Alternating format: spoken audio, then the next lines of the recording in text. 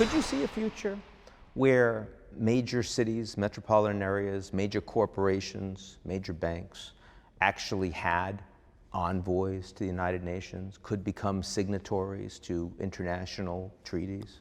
I would say treaties by definition today are treaties among states, Yes.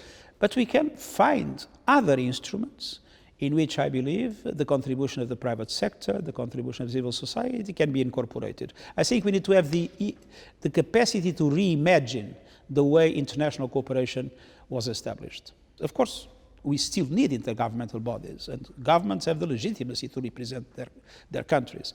But the truth is that power is less and less the monopoly of governments, and it's more and more distributed in society. And power in the private sector, private power in the financial sector, of course, as always in the past, power in the civil society, power in movements that, sometimes we see all of a sudden coming out of nothing, and with social media, etc., gain an enormous importance in countries.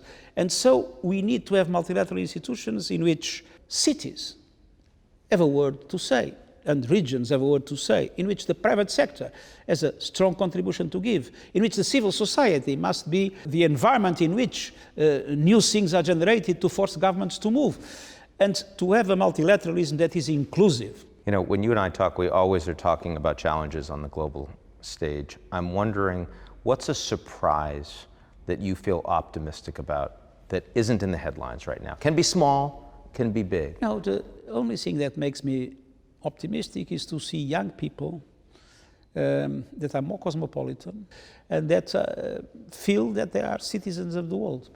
And I hope that this will contribute for the need to be constantly waking up political leaders not to be necessary anymore from some time onwards.